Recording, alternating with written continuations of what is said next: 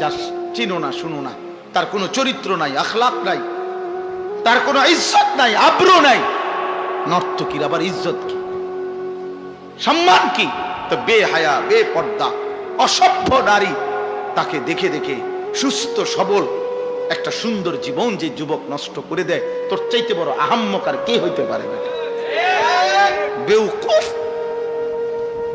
কি দেখে নষ্ট করলি নিজের?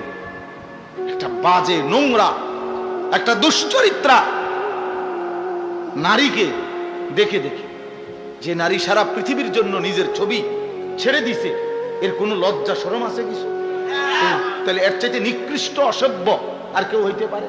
এটা কি পরিমাণ বেহায়া যে সারা পৃথিবীর জন্য নিজেরে ছেড়ে দিছে। দেখো সারা পৃথিবীবাসী, দেখো আমারে, দেখো আমার।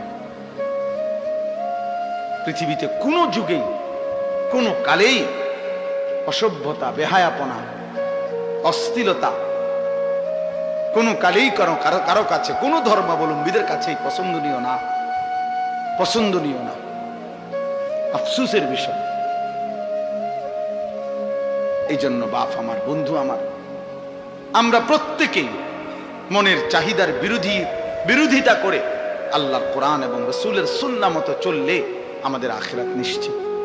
ইসলাহি মাহফিলের মূল ফিকির এটা, মনের চাহিদার বিরুদ্ধাচরণ। আমরা কিতাবের মধ্যে পড়ছি, মানুষের মনের চাহিদা দুধ খাওয়া বাচ্চার মতো। বুঝুন, যে বাচ্চা দুধ খায় ওর মতো এই মনের চাহিদা মানুষ।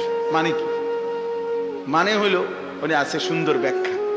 যেই বাচ্চা দুধ খায়, এই বাচ্চার নিয়ম হইল 2 বছর পূর্ণ হইলে মারা বহুত জোর কইরা দুধ ছাড়া।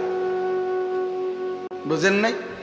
এ জীবনেও নিজের থেকে নিজে আমনে হেরে যদি কোরআন শরীফের আয়াত পড়ে কোন যে বাবা লিখছে কোরআনে 2 বছর পরে দুধ ছেড়ে দাও, এতে ছাড়বে না, এতে দুধ খাইতে চাই। মায়ের বুকের দুধ সে ছাড়তে চায় না, তারে জোর করে মহিলারা, প্রত্যেক মহিলারা, যে সমস্ত মায়েরা বাচ্চাকে দুধ খাওয়ায় 2 বছর পূর্ণ হলে মায়েরা অনেক কষ্ট কইরা থাপড়াইয়া, মায়েরা ফিরাইয়া কান্দে, ঘন্টার পর ঘন্টা বাচ্চা কান্দে, কিন্তু এরপরও তারে দুধ ছাড়ায়।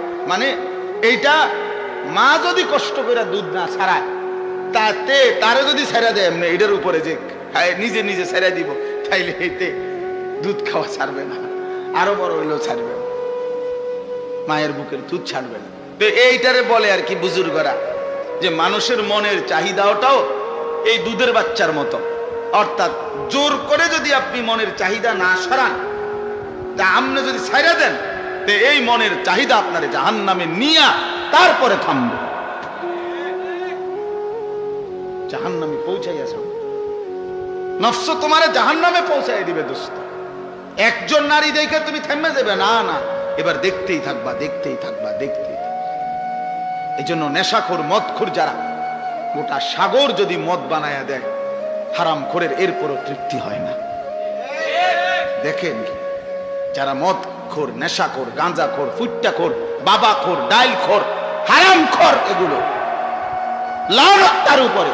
আল্লাহ রাসূল বলছে মুদমিনু খামরিন, যে নেশাখোর তার জন্য জান্নাত হারাম, হারাম, তার জন্য জান্নাত হারাম।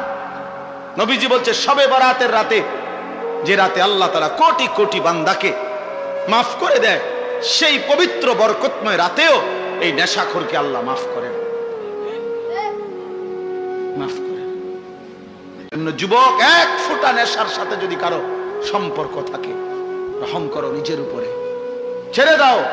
বলে 1-2 ফোঁটায় কিচ্ছু হবে না, না, খোদার কসম 1 ফোঁটাও হারাম। কুল্লু মা আসকারা ফাকালিলুহু ওয়া কাসীরুহু হারাম। নবীজি সাল্লাল্লাহু আলাইহি সাল্লামের হাদিস, যা নেশা তৈরি করে তা সামান্য হারাম, বেশিও হারাম।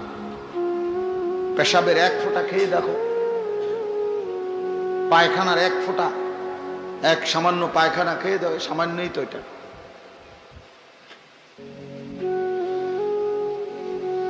কোরআনুল কারীমের মধ্যে আল্লাহ তাআলা বলছেন নেশাখোর, স্পষ্টভাবে আল্লাহ তাআলা বলছেন এটা শয়তানের কাজ, মিন আমালিশ শাইতান।